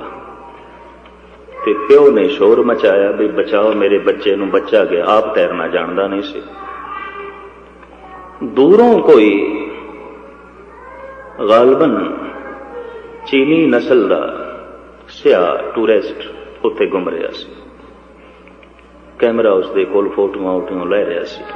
उन्हें देखिया बच्चा डुबिया और डुबन लगा, उन्हें भज के छाल मार दी ते डुबदे हुए बच्चे नूं कढ के लिया। प्यो ने अपने बच्चे नूं गल नाल लाया, छेती छेती उन्होंने कपड़े पवा के चल गया। ज्ञानी हरी सिंह कहते ने यह करिश्मा, ये गल, ये परोपकार का वह दृश्य उस सियाह का मैं अपनी अखां नाल वेखिया। पर उहदे चेहरे ते परेशानी बड़ी सी, इन्ना पुण्य का काम करके बेचैन हो गया सी। कपड़े उसदे भिज गए और कुछ भी उसने देरी नहीं की थी। ज्ञानी हरी सिंह कहते मैं जब जाके पूछया भी तू इतना वड्डा काम किया है ते तेनों खुश होना चाहिए, तू मुरझा गया, तू बेचैन हो गया, परेशान हो गया, गल की है? वो आखन लगा साडे देश की सभ्यता है कि किसी का डिगया होया रुमाल भी चुक के दे दई है, वो थैंक्स जरूर करता है, धन्यवाद करता है। ते मैं इतने गहरे पानी च अपनी जिंदगी नूं हथेली ते रख के इहदे बच्चे नूं कढ के लिया, उन्हें मेरी तरफ वेख्या तक भी नहीं, अपने बच्चे की बांह पकड़ के चला गया। मेरा शुक्रिया ही नहीं, धन्यवाद भी नहीं। ज्ञानी हरी सिंह कहते ने कि मैं जवाब दिता भी तू एक डुबदा होया बच्चा बचाया, बदले विच तेरा धन्यवाद नहीं होया ते तू दुखी है, बेचैन है। पर यह वो कौम है, इसने उन्हों का भी धन्यवाद नहीं किया जिसने इन्हों के बच्चे बचाने की खातर अपने बच्चे खुआ दिते सन। इन्हों का धर्म बचाने की खातर अपना पिता शहीद करा दिता सी, इन्होंने उसका धन्यवाद नहीं किया, तेरा की खाक करनगे। एहसान फरामोशी की इंतहा है। दिल्ली के चांदनी चौंक दे कोई अपना खून ना डोलदा हिंदुस्तानियों के मत्थे का तिलक नहीं बनना सी। कोई चलते हुए श्वासां की डोरी ना रोकदा तोड़दा जनेऊ नहीं बनना सी। पर कौन मन्ने? मैं दिल्ली के गांधी ग्राउंड विच स्पष्ट रूप विच कहे गुरपुरब सानू नहीं मनाना चाहिए, गुरु तेग बहादुर साहब जी का शहीदी गुरपुरब। ये वो मनान जिन्हां दे मत्थे ते तिलक है, जिन्हां ने जनेऊ पा के रखे है, असी सहयोगी बनीए। मनान ओ क्यों कि इतना वड्डा जिहड़ा साका होया ते तिलक जंजूरा खा प्रभ तांका, किनो बड़ो कलू मैं साका। किसने अपने प्राण दिते, किसने अपना खून डोलिया, मत्थे का तिलक बनिया, गले का जनेऊ बनिया, उन्होंने पता ही ना हो कि अज के दिन साका की घटिया इस चांदनी चौंक दे। एहसान फरामोशी की इंतहा नहीं जानी और बदले दे उस इस एहसान नूं करीबन करीबन मैं देखदा मिटाण की ही कोशिश की जाती है। इत्थे दाद देनी पैगी कुछ लेखकां नूं, खास करके लाला दौलत राय आर्या समाज का यह उग्गा प्रचारक से। ते 1906 दे लाहौर दे इसने एक किताब लिखी सी, उसने बड़ा तहलका मचाया सी। ये फिर दोबारा छपी सी 300 साला गुरु गोबिंद सिंह जी महाराज के प्रकाश उत्सव दे दिल्ली छपी सी। दिल्ली दी सिंह सभावां ने मिल के फिर कोशिश की थी कि छपनी चाहिए। उस किताब विच लाला दौलत राय ने कमाल कर दिता है। वो कहता है रूहे जमीन दे थे अगर कोई अवतार आया है तो सिर्फ गुरु गोबिंद सिंह है। कहता मैं हाँ आर्या समाजी, मेरा इष्ट स्वामी दयानंद है और मैं प्रचार करदा आर्या समाज का, पर मैं मजबूर हाँ इन्ने लफ्ज कहण दे कि रूहे जमीन दे अगर कोई श्रेष्ठ अवतारी कला लैके आया है तो वह गुरु गोबिंद सिंह ने। दिबाचा दी भूमिका दे चो शब्द लिखदा है कि कुदरत दी जद सारी सियाणप इकट्ठी होई, परमात्मा दी जद सारी मेहनत इकट्ठी होई ते परमात्मा दी जद सारी शक्ति दा संग्रह होया ते बने गुरु गोबिंद सिंह। वो इंज कहंदा हे ईश्वर तू ऐसा मनुख भी बना सकदा, ऐसे मनुख दी घाड़त भी घड़ सकदा है जिहदी तुलना किसे नाल ना दिती जाए। कि तेरी कारीगरी नूं दात देनी पैंदी है, तेरी सियाणप नूं दात देनी पैंदी है, तेरी बख्शिश नूं दात देनी पैंदी। हुण मेरे जज्बे दे तहत ये गल्लां कर देणियां कोई बहुत वड्डी गल नहीं, पर उन्हें दलीलां दित्तियां ने। वो दलीलां मैं तुहाडे सामने रखां, किसी सिख विद्वान के दिमाग च नहीं आईयां और दात देनी पैगी कि उसने अपने ढंग नाल एक खोज की। वो कहंदा जद मैं रामायण की जंग वेखदा बई रामायण की जंग क्यों होई, कहंदा कारण ने दो इस्त्रियां और कुछ नहीं। रावण दी भैन है स्वरूपनखा। स्वरूपनखा का मतलब है जिहदे नक्श निगार बहुत अच्छे हैं, सुभाव के मुताबिक ते शरीरक क्रिया के मुताबिक पुराने समय च नाम दिते जाते सन। स्वरूपनखा जिहदे नक्श निगार बहुत अच्छे सन। उन्हें लक्ष्मण नूं वेखिया ते कहण लगी लक्ष्मण तू मेरे नाल विआह कर ले। उन्हां दिनां गंधर्व विआह होंदे सन। स्वयंवर, स्वयंवर के अखरी अर्थ पता है? स्वयंवर आप वर चुनना, ਇਹਦਾ होर कोई मतलब नहीं। स्वयंवर स्वयं वर चुनना, आप वर चुनना, ਇਹਦੀ खुल सी समाज ਦੇ ਵਿੱਚ ਉਹਨਾਂ ਦਿਨਾਂ 'ਚ हिंदुस्तान ਦੇ ਵਿੱਚ। सहजे सहजे जो महापुरुषों ने देखा कि स्वयं वर चुनन दे बच्ची बच्चा गलती कर जाते हैं। क्यों? जज्बे ही जज्बे होंगे ने, ना कोल जोश ही जोश होंदा है, होश तो होंदा नहीं। तो जोश के तहत भुल्लां हो जांदियां, गलतियां हो जांदियां। इस वास्ते जिंदगी दीयां ठोकरां खा के जिन्हां कोल तजर्बे ज्यादा ने मां बाप चोण करन, बुजुर्ग चोण करन। ये प्रथा भारत वासियों ने बनाई क्योंकि उत्थे जवानां कोल निरा ही जोश है। तो स्वयंवर करीबन करीबन हिंदुस्तान की सभ्यता ते पूरा ना उतरिया, आखिर इसनूं तलांजलि देनी पई। लेकिन उस जमाने स्वयंवर की खुल सी ते स्वयंवर स्वयं विआह किस तरह हो जाता सी, एक दूजे के गले च माला पा देनी, गल खत्म, और कुछ नहीं होंदा सी। स्वयंवर वर हो गए, एक दूजे के वर की चुनौती हो गई। कहंदे ने माला स्वरूपनखा लक्ष्मण के गल दे पाण लगी सी। लक्ष्मण एक पासे हो गया, कहंदा देवी गल सुन, मैं ता जिंदगी अणविआया रहन का प्रण किया है, करण गृहस्थी बनना ही नहीं। तू मेरे भरा नाल गल कर सकती है। मजाक विच गया, हालांकि भरा तां विआया होया नाल सीता, मजाक विच गल की। किसी स्त्री नाल मजाक करना इत्थों अवगुण शुरू हो जाता है। अवल मजाक किसी नाल भी करना, मजाक भी बंदा चोट ही पहुंचाता है, और की है। खैर मजाक होवे सिर्फ हासे नूं जन्म देण वास्ते ते गल समझ च आउंदी है। कई बंदे ऐसे ने सीधी चोट नहीं पहुंचा सकते, मजाक दे चोट पहुंचाते हैं। तो मजाक दे बड़ी चोट की गई। स्वरूपनखा राम कोल चली गई ते कहन लगे तू मैनू विआह ले। राम कहन लगे नहीं, मैं तो गृहस्थ ही हाँ, मेरी पत्नी मेरे नाल है, तू मेरे भरा नाल गल कर ले। वो ज्यों लक्ष्मण नाल गल करदी उन्हें गुस्से च उहदी नक कट दी। हुण ये किहड़ा संत बना है कि किसी स्त्री की नक कट दी जाए। वो रोंदी हुई अपने भरा कोल गई, बई ऐ होया मेरे नाल। रावण कहंदा फिक्र ना कर, ये तेरी नक नहीं कट्टी, मेरी नक कट्टी। आम बंदा हुंदा उन्हें भी गुस्से च आना सी, उते बादशाह से, उते राजा से। कहंदा हुण मैं राम दी नक कटनी है, तो किसी दी पत्नी चुक के लियाना अगली दी नक कटनी सी। गल इन्नी है। लाला दौलत राय कहंदे ने इस झगड़े की बुनियाद दो स्त्रियां ने, स्वरूपनखा ते सीता, और कुछ नहीं। और पता अगे उसने की दलीलां दित्तियां ना। वो कहंदा चार वेदां दा पाठी रावण है, चार वेदां दा पाठी राम है। शिवजी का उपासक रावण है, शिवजी का उपासक राम है।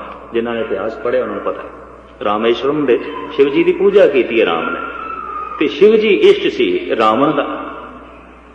लाला दौलत राय कहते दोहां का इष्ट इको है। दोवें चार वेदां दे पाठी ने, दोवां दा धर्म एक है, दोवें राजे ने। जंग दा कारण, लड़ाई दा कारण दो इस्त्रियां ने, होर कुछ नहीं। और कहंदा इसे दो इस्त्रियां दी जंग दे आले दुआले समुची रामायण घुमदी, समुचे राम दा जीवन घुमदा। गल उसने इत्थे नहीं मुकाई, जरूर पढ़नी। इस उर्दू की किताब नूं इंग्लैंड के सिंघां ने फिर पंजाबी रूप दे के छापिया है। किताब का नाम है सुआने उमरी गुरु गोबिंद सिंह, आज कलम लाला दौलत राय। सुआने उमरी गुरु गोबिंद सिंह। और जिस दिन ये किताब मैनू लभी, गालबन कोई 9-10 साल पुरानी गल है, आशश कर उठी मेरी आत्मा कि इस ढंग नाल भी लिखिया जा सकता है, गुरु गोबिंद सिंह जी महाराज का चित्रण इस ढंग नाल भी किया जा सकता है। उदों दाद में दिती, मैं कि ठीक है, भावें तू आर्या समाज का प्रचारक है, गुरु गोबिंद सिंह जी महाराज का चित्रण इस ढंग नाल भी किया जा सकता है। उदों दाद में दिती, मैं कि ठीक है, भावें तू आर्या समाज का प्रचारक है, पर सिख प्रचारक भी इस ढंग नाल सोच नहीं सके, विचार नहीं सके। वो अगे लिखता है, कहता जब मैं महाभारत की जंग का अध्ययन करदा, महाभारत, तो उस जंग का कारण भी एक स्त्री है, वो है द्रौपदी, और कुछ नहीं। ये जंग नहीं होनी सी। वो उदाहरण देता है, कहते द्रौपदी चित्रकला, संगीत कला ते कविता की कला विच माहिर सी। कवि कवित्री भी सी, संगीतकार भी सी ते चित्रकार भी सी। तीन गल्लां इहदे कोल सन सुभाव। पांडुआं ने नवां महल बनाया बड़ा खूबसूरत, ते दावत दिती कौरवां नूं भी तुसीं साडे घर आओ ते भोजन छको। आले दुआले दे ऋषि मुनि, जागीरदार, धनाड़, राजकुमार, राजियां नूं दावत दिती गई महल दे विच। दुर्योधन भी बन ठण के आया, ते जिहड़ी द्रौपदी सी उसने घर नूं सजाया बड़ा। जमीन दे उत्ते इस ढंग दे रंग बिखेर दिते, जमीन सरोवर लगदी सी। अगे बनिया होया सरोवर सी, उहदे उत्ते इस ढंग दा रंग पा दिता, उह जमीन लगे। चित्रकार बड़ी सी, पानी दे विच बेल बूटे बना दिते ते जमीन दे उत्ते सरोवर बना दिता। अखां नूं धोखा लगे, इस ढंग दा बनाया। कहंदे जो दुर्योधन आया ना, ते रस्ते च पानी देख के, हुण पानी है नहीं सी, रंग सी, उन्हें संभल के पैर रखे, ते ज्यों देखदा पैरां नाल रंग लग गया है ते सरोवर नहीं है, निश्चिंत होके चलन लग पे। अगे पानी दे उत्ते इस ढंग दे बेल बूटे बनाए गए सन, जमीन लगदी सी, ज्यों उसने पैर रखे ते डुब गया। वो जिहड़ी चित्रकारी सारे दिन च कीती सी ना, वो सारी खराब हो गई ते द्रौपदी औखी हो गई। वो कहण लगी अंधे दा अंधा ही है। दुर्योधन दा पिता अंधा सी, धरतराष्ट्र नेत्रहीन सी, अंधा सी। कहण लगी ये अंधे दा कमबख्त अंधा ही है। हुण ये बचन चोट कर गए, कौड़े सन। ठीक है, प्यो अंधा जरूर सी, पर गल इतनी कुरख्त सी, हिरदे च चोट कर गई। दुर्योधन ने उत्थे भोजन नहीं छकिया, महफिल विच नहीं बैठा।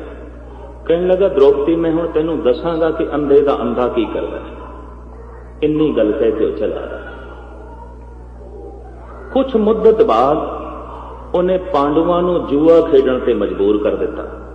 ते मैं भारत के ब्राह्मणों को पुछदा हुंदा, बाहर भी कभी कोई हिंदू जगत का आलम मिल जाए जरूर पुछीदा है भी तुसीं कहंदे हो युधिष्ठिर है धर्म पुत्र, ते तुहाडा धर्म पुत्र ते जुआ पिया खेडदा है। पता की जवाब देना, उते जी दुर्योधन ने मजबूर किया तां जुआ खेडिया, थोड़ी खेड। ते मैं किस तरह कोई भी कह सकता है मैं पीनी थोड़ी सी, अगले ने मजबूर किया तां पी लई। मैं कतल थोड़ी करना सी, अगले ने मजबूर किया तां कतल कर छड़िया। नहीं, ये तो हुजतां ने, ये तो गल्लां ने। जिन्हें नहीं जुआ खेडना, दुनिया की कोई ताकत उसनूं जुआरी नहीं बना सकती। जिसने नहीं शराब पीनी, क्षमा करनी, दुनिया की कोई ताकत उसनूं शराबी नहीं बना सकती। खुद अंदर जुए खेडण की जरूर भावना होगी। जब इतनी गल मैं कहना तो कौड़ी बहुत लगती उन्होंने। कहते सिख प्रचारक तो इस तरह बोलते हैं। मैं कहनी तू जवाब दे, असी वापस ले लेने अपने शब्द वचन वापस ले लेने। तू इसका जवाब दे, क्या संत जुआ खेडदा? धर्म पुत्र जुआ खेड़दा है, ते जे धर्म पुत्र जुआ खेड़दा है तो अधर्मी की करदे होणगे? खैर जुआ खेड़े, जुए दे विच उन्हें धन हारिया, कि जद सारा धन हार गया फिर राजपाठ हारिया, जद राजपाठ हार गया तो फिर महल हार गया जिहड़ा नवां बनाया सी, ते जद महल हार गया तो तन दे गहने हार गया जिहड़े पहने हुए संसारियां ने, सिर दा ताज हार गया, सब कुछ जद हार गया तो उठ के जान लग्या। दुर्योधन ने बांह पकड़ी, कहंदा नहीं कित्थे जाना है, होर दा ते ला। युधिष्ठिर कहंदा मेरे कोल हुण होर कुछ है नहीं। दुर्योधन कहंदा एक कीमती चीज ते है, वो तूं दा ते लाई नहीं। ओ की द्रौपदी, ओनू भी ला। तो द्रौपदी भी एक चीज है कि जिती जा सकती है, हारी जा सकती, खरीदी जा सकती है, वेची जा सकती है। ये धर्म पुत्र की दृष्टि है, ये धर्म पुत्र की नजर है। प्राचीन समय तो इस्त्री जगत नाल कोई बहुता इंसाफ नहीं होया, ते जिस ढंग की बगावत इस्त्री ने यूरोप की दुनिया च की वो भी कोई ठीक नहीं। इंसाफ तो नहीं होया, क्योंकि समुची दुनिया दे वख-वख बाजार होंदे सन। भी ये कपड़े का बाजार है, ये सराफा बाजार है, ये लोहे का बाजार है, ये इस्त्रियां का बाजार है। समुची दुनिया दे जिथे लोहा खरीदिया जाता सी, बेचिया जाता सी, सोना खरीदिया जाता सी, बेचिया जाता सी, इस्त्री खरीदी जाती सी, बेची जाती सी। और जे इस्त्री जुए विच हार दी जाए तो ये धन है और की एक चीज है, जीती जा सकती, खरीदी जा सकती, इस तो ज्यादा और की है। मनुख की मनोवृत्ति आदि काल तो ऐसी रही है कि आम मनुखों का तो कहना ही छड्डो, धर्म पुत्र युधिष्ठिर धर्म पुत्र जुए दी द्रौपदी भी हार गया। ते जब द्रौपदी नूं हारिया ते उदों सही मैनिया च दुर्योधन ने अपनी जित महसूस की। उन्हें दुशासन नूं आवाज मारी, क्या उसनूं केसां तो पकड़ के थे खिंच के लिया जो मैनूं कहंदी सी अंधे दा अंधा।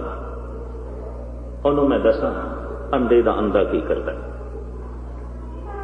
वो केसां तो पकड़ के खिंच के लिया। भाई साहब भाई गुरदास जी ने लिखिया सा मत्थे वाल दरोपता केसां नूं खिंच के लिया, केसां नाल पकड़ के घसीट के सभा विच लिआंदे। और सभा की रूपरेखा भी मैं थोड़े सामने रखा, हैरान रह जाओगे। उस सभा विच कर्ण बैठा है, भीषण पितामह बैठा है, द्रोणाचार्य बैठा है, वक्त के पंडित बैठे ने, वक्त के गुरु बैठे ने, वक्त के संत बैठे ने उस सभा विच। ते जब दुर्योधन ने दुशासन नूं कहा कि इसनूं भरी महफिल विच नगन कर, तो वह वेखदी है पहले अपने पांडवों की तरफ, बई ये मेरी हिफाजत करनगे, पर नहीं, वो सिर ढा के बैठे सन। फिर देख दिए भीषम पितामह की तरफ, बई अजोके समय का सब तो बड़ा संत है, ये इतना जुल्म बर्दाश्त नहीं होने देगा। सिर्फ 2-4 मिनट में खड़े हो लेना। पर उत्थे भीषम पितामह भी नहीं बोले, सिर ढा के इंज बैठा है, नहीं बोले। फिर सोच दिए गुरु बैठा है, द्रोणाचार्य गुरु बैठा है, ये अनर्थ नहीं होने देगा। पर ज्यों देख दिए कि गुरु ने भी सिर नीवा कर छड्या। हुण तुसीं खुद अंदाजा लगाओ, एक निक्के जिहा जुल्म के खिलाफ गुरु नहीं बोल सकता, संत नहीं बोल सकता, ते आम दुनिया की की हालत होगी।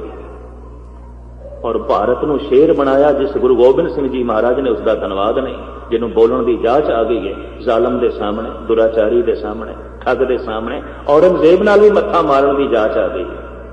ऐसे सूरबीर देश में पैदा कर देते। लाला दौलत राय लिखते हैं कि यह जंग हुई एक स्त्री के कारण। श्री कृष्ण ने बचाया उस वक्त, द्रौपदी का दामन पकड़िया और अनर्थ नहीं होने देता। लेकिन इतनी गल तो मननी पेगी कि इतना वड्डा युद्ध होया एक स्त्री के कारण, द्रौपदी। दोहां का गुरु एक है, जिहड़ा गुरु पांडुआं दा उही कौरवां दा। दोहां का मजहब इको है, दोवें सनातनी मत के पुजारी ने, दोहां का गुरु एक है, दोवें राजे ने, दोहां दे अंदर होर कोई मतभेद नहीं, एक स्त्री तो झगड़ा खड़ा होया। लाला दौलत राय कहते जद मैं आमदा गुरु गोबिंद सिंह जी से सोचदा कि क्यों झगड़े, क्यों तलवार चुक लई, क्यों बंदूक नाल गल करते हैं, क्यों तोपां अगे दीड़ दी। क्यों भगतां नूं सिपाही बना छड़िया? कहंदा जद मैं सोचदा इस ढंग नाल कारण की है, कहंदा कारण कोई इस्त्री ते दिखाई देंदी नहीं। फिर हिंदुस्तान के ऋषि मुनि लिखते हैं कि जर जमीन जोरू ही जंग का कारण हो सकते हैं, होर नहीं। जर तो इत्थे कारण धन भी नहीं है, कारण जमीन भी नहीं है, कारण इस्त्री भी नहीं है। फिर लाला दौलत राय कहते एक पासे हिंदुस्तान का बादशाह ते एक पासे फकीर जिसदे कोल कुछ भी नहीं है। इहदे कोल एक को लंबी चौड़ी सेना है, एक कोल गिणती दे सिपाही ने, गिणती दे सिंह ने, एक दे खजाने धन नाल भरे पे ने ते एक दे सिंघां कोल पेट भरन वास्ते रोटियां भी कोई नहीं। भुखे ने सिंह और भुखे ने गुरु गोबिंद सिंह जी ने खुद कबूलिया, गुरस ने चिकारे कुनद चेहल नर के देह लग बरायत बरो बेखबर। मेरे 40 भुखे सिंह की करना, तू इतनी लखां दी सेना ले आया। मेरे भुखे सिंह लड़े सूरबीरां की तरह। लाला दौलत राय कहते ने एक पासे एक फकीर है, एक पासे एक बादशाह है, एक दे खजाने भरे पे ने, एक दे सिंघां वास्ते भी रोटी कोई नहीं। जंग का कारण की है? स्त्री, जमीन या जर, धन? कहंदा नहीं, जंग का कारण सी मजलूमां दी रखिया, देश की रखिया, धर्म की रखिया। कहंदा धर्म की खातर, देश की खातर ते देश की सभ्यता की खातर भी लड़ाई हो सकती है। कहंदा रूहे जमीन दे च पहला ही सूरमा मिलता है, होर कोई नहीं। लाला दौलत राय कहता इस तरह का महापुरुष ये पहला ही मिलता है जो लड़िया सिर्फ दूजियां वास्ते। रुखां तले रात कट के लोगों वास्ते महलों के सुपने वेखदा रहा, अपने बच्चे कुहा के लोगों के बच्चे बचाए, खुद यतीम बन के दूजियां नूं यतीमी की हालत तो बचाया। लाला दौलत राय इत्थे स्पष्ट रूप में कहते हैं कि अवतारी जगत विच गुरु गोबिंद सिंह जी महाराज का मुकाबला नहीं किया जा सकता। ते हुण एक मुस्लिम शायर की गल कह के मैं समाप्ति करा। ये मुस्लिम शायर है अला यार खां योगी। इसने 2 किताबां लिखियां ने, गंजे शहीदां, शहीदाने वफा, और ये दोवें गुरुद्वारा श्रोमणी प्रबंधक कमेटी ने छाप दित्तियां ने। दोवें उर्दू विच ने, पर एक पंजाबी लिपि विच छापियां गईयां ने, क्योंकि उर्दू के पढ़न वाले घट रहे हैं। उत्थे अला यार खां जोगी लिखदा है, इंसाफ करे जी में जमाना तो यकीन है। कहंदा दुनिया के आलम विद्वान बैठ के जे गुरु गोबिंद सिंह जी महाराज नूं इंसाफ पसंदी की दृष्टि नाल वेखन, नहीं वेख्या किसी ने, बड़े बड़े महात्मा लोगों ने नहीं वेख्या, आम बंदियां दे ते कहना ही की। अला यार खां कहंदे अगर इंसाफ की दृष्टि दे नाल कोई वेखे, इंसाफ करे जी में जमाना तो यकीन है, कह दे गुरु गोबिंद का सानी ही नहीं। फिर गुरु गोबिंद सिंह का कोई सानी नहीं, कोई मुकाबला नहीं। पर इत्थे सवाल खड़ा किया जा सकता है, तू मुस्लिम, तू मुसलमान अला यार खां, ते तू गुरु गोबिंद सिंह बारे ऐसा लिखदा है, किधरे खुशामद ते नहीं कर रहेगा, लोभ वस होके ते नहीं कह रहा, या डर के ते नहीं कह रहा। पता इसकी अगली नज़म की है, गंजे शहीदां दी। कहंदा अल्लाह की सौगंध है, नानक की कसम है। कसम चुकदा, अल्लाह की सौगंध है, नानक की कसम है, जितनी भी हो गोबिंद की तारीफ वो कम है। हर चंद मेरे हाथ में पुरजोर कलम है, सतगुर के लिखूं वसफ कहां ताबे रकम है। कहंदा हाथ विच शायर की कलम है, पर गुरु गोबिंद सिंह जी की कथा लिखा कलम टुट जाती है, कुछ भी नहीं, मैं लिख नहीं सकता। और इस सच्चाई के उत्ते बोल पूरे उतरते हैं कि जगत के आलमा ने इंसाफ पसंदी की दृष्टि के नाल गुरु गोबिंद सिंह जी को नहीं वेख्या, उस महान सूरे सतगुरु को नहीं वेख्या जिसने जीवन का ढंग दसिया भी जीवना है तो किस ढंग नाल जीवना, मरना है तो किस ढंग नाल मरना है, अणख किसनों कहते हैं, गैरत किसनों कहते हैं, भारत वासियों के अंदर फूकी। अले यार खां कहते ने अगर कोई इंसाफ करेगा तो इस नतीजे पे पहुंचेगा, एक आंख से क्या बुलबुला कुल बहर को देखे, सागर को या मंझधार को या लहर को देखे। गुरु गोबिंद सिंह जी का जीवन सागर की तरह है। लहरां का जिक्र करिए, किनारियां का जिक्र करिए, गहराई का जिक्र करिए। शाद मोहम्मद लतीफ कहता है मैं लिखण लगा सी गुरु गोबिंद सिंह जी की गल हुण नहीं लिखनी। बई क्यों? कहते ने मैं लिखण लगा सी एक बादशाह की जीवन कथा जो बैठा है सिंघासन ते चौर होंदी पई है, लोकी नजराने रखते पे ने। एक बादशाह की गल लिखण लगा सी, पर मैं की देखदा हथ दे च कलम है, जमुना का किनारा है, पौंटे की धरती है, बहुत गहरियां सोचां दे च ओही बादशाह डुबिया होया है, कुछ लिखदा पिया है। उदों प्रतीत होया कि कोई कवि है, ये तो कोई शायर है। फिर कहते ने मैं देखिया कि हथ दे च माला है, रसना ते धुन अल्लाह दी है, परमात्मा दी है। उदों प्रतीत होया कोई जोगी है, कोई संत है, कोई अभ्यासी है। कहता मैदान जंग च मैं तलवार चलांदा होया वेखिया, उदों प्रतीत होया कोई सिपाही है।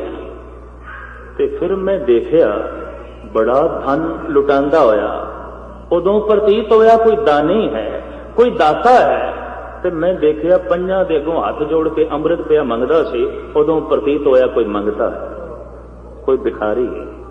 कहता किस दा लिखां, किस रूप की कथा लिखां? मंगते दी, बादशाह दी, सूरमे दी, कवि दी, संत दी या संसारी दी, दाने दी? किसकी कथा लिखां? अनेका रूप ने। गुरु गोबिंद सिंह जी महाराज दे भाई साहब भाई नंद लाल साहब कहते हैं हक हक अंदेश गुरु गोबिंद सिंह बादशाह दरवेश। गुरु गोबिंद सिंह जो बादशाह होंदे ने वो दरवेश नहीं आउंदे, जो दरवेश होंदे ने वो बादशाह नहीं आउंदे। नंद लाल कहते पहली दफा दुनिया ते वो बंदा आया जो बादशाह भी है ते दरवेश भी है। और लाला दौलत राय कहते अवतारी दुनिया दे पहली दफा ऐसा मनुख आया जिहदे आले दुआले बाकी दे अवतारां दी परिक्रमा कराई जा सकदी।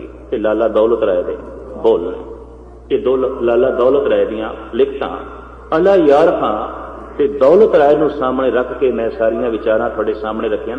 सिख जगत दे इतिहासकारां ने ते बहुत कुछ लिखिआ, उन्हां दी कलम तो कुर्बान जाइए, उन्हां दे दिमाग तो कुर्बान जाइए। पर मैं अर्ज करदा पिया अनमतियां ने भी इस सच्चाई नूं कबूलिआ, अनमतियां ने भी इस गल नूं कबूलिआ। और ये राधा स्वामी और इस तरह के होर बंदे पता अजकल की पे कहते ने तीर तलवार चलाने वाले गुरु नहीं होया करते, इंज पे कहते हैं पंजाब में। भोले भाले सिंह लपेट के चल जाते। हुकूमत के कुछ पिट्ठू भी ऐसा कहने जो तोप ते बंदूक की गल करे वो संत नहीं होया करता, वो तो एक सिपाही है। ठीक है महाराणा प्रताप का दर्जा दिता जा सकता है, पर मैं इतनी अर्ज करा जो हिंदुस्तान के महाराणा प्रताप को दर्जा दिता गया है, जो शिवाजी मराठे को दर्जा दिता गया, उतना दर्जा भी गुरु गोबिंद सिंह जी को नहीं दिता गया। ये भी मैं अर्ज कर दें, उतना भी नहीं दिता, उतनी गल भी कोई नहीं। इतनी वड्डी बेइंसाफी उस महाबली सूरमे नाल है जिसने देश ते देश की संस्कृति की खातर अपना सब कुछ कुर्बान किया, अपना सब कुछ निछावर किया। भगत कबीर की एक पंक्ति को आधार बना के मैं विचारां थोड़े सामने रखियां। अब ते जबाए पृथ्वी आकाशा, धरती तो निर्माणता सीखनी है, पवन तो पवित्रता सीखनी, फुर्तीलापन सीखना है, पानी तो पवित्रता सीखनी है, आकाश तो समान दृष्टि सीखनी है, पर अगन तो जोश लेना है, वो भी साडे अंदर है। अग साडे अंदर ते पुरखा जोश भी तेरे अंदर होना। ते तू मुर्दा है ते अणक ते जोश ना रहा ते तू आध्यात्मिक तौर पर मुर्दा है और की मर गया। अग अंदर ठंडी पै गई तो कह देना तो मर गया, ते जोश अंदर ठंडा पै गया, अणक अंदर नहीं रही तो मर चुके, मुर्दा बिल्कुल मर चुके। ठीक है, माड़ा जिहा भी श्वास चलता होवे ना, माड़ा जिहा तां भी वैद कहता कोई गल नहीं, मरिया नहीं अजे। माड़ी जी भी नबज चलती होवे ते कहना पैंदा हाँ। तो मैं देखदा कईयां दे अंदर बिल्कुल माड़ी जी नबज चलती है, शायद सतगुरु की बाणी इन्हों सुरजीत कर दे, जीवन दे दे। माड़ा जिहा किधरे श्वास लेंदे ने पिठकी भर के, जिवें मरण के किनारे आउंदा है। शायद सतगुरु मेहर करे, बख्शिश करे, श्वास चल पैन पर गुस्ताखी माफ कुछ बिल्कुल ठंडे पै गए, मुर्दा ही हो गए, कोई श्वास कोई नहीं, कोई नब्ज नहीं चलती पई। साहब मेहर करन, बख्शिश करन कि श्वास अणख दे चलते रहन, ये गर्मी साडे अंदर बनी रहे, ये जोश साडे अंदर बना रहे। भगत कबीर जी महाराज के ये बोल ने, हालांकि वह संत ने, भगत ने, आपनों पता होवे सिकंदर लोधी नाल टक्कर लई सी कबीर ने बड़ी जबरदस्त, और जेड़े जेड़े इस तरह के हम ख्याल ने उन्हें भगतां की बाणी गुरु ग्रंथ साहब दे है, वरना हजारां भगत होए ने हिंदुस्तान दे होर किसी नूं नेड़े नहीं आण दिता गया। इतनी मैरिज कर दिया जो गुरु नानक गुरु गोबिंद सिंह जी के विचारां नाल सहमत ने, जो गुरु अर्जन देव जी महाराज की विचारधारा के मालक ने। भगत कबीर कहते हैं, बंदे तू निर्माण जरूर बन क्योंकि तेरे अंदर धरती है, पर जोश भी चाहिए क्योंकि तेरे अंदर अग है, पवित्रता भी चाहिए क्योंकि तेरे अंदर पानी है, फुर्तीलापन भी चाहिए क्योंकि तेरे अंदर हवा है, पवन है, और समान दृष्टि भी चाहिए है क्योंकि तेरे अंदर आकाश तत्व है, और समान दृष्टि की इंतहा कर दी है गुरु गोबिंद सिंह जी ने। भाई कन्हैया नूं पकड़ के लिया गया और सिख कहते महाराज साडे विच गद्दार है, असी मार मार के गिरांदे हैं, पानी पिला के फिर खड़ा कर देंदा। साहब कहते ऐसा क्यों? कन्हैया कहता पातशाह समान दृष्टि वध गई, हर पासे तू ही दिखाई देना, और की आकाश का तत्व वध गया। साहिबा ने जेब चो मरम की डब्बी कढ़ी, आख्या पुरखा तू निरा पानी ना पिलाया कर, मरम पट्टी भी करिया। रेड क्रॉस के बानी नूं ते असीं दाद दई जांदे हां, पर उसका जिक्र नहीं करते। जिसने कहा सी मैदान जंग भी अगर कोई गिर जाए पानी पिला, मरम पट्टी कर, उसकी कोई गल नहीं करते, संसार में कोई गल नहीं की। खैर साहिब गुरु ग्रंथ साहब जी महाराज मेरा वरतान पंज तत्तां दा जिहड़ा बनया साडा पुतला है, साडे कोल पंजे तत्त होवन। ऐसा ना हो कि असीं ठंडे पै जाइए, अग ठंडी पै गई ना तो सब कुछ गया।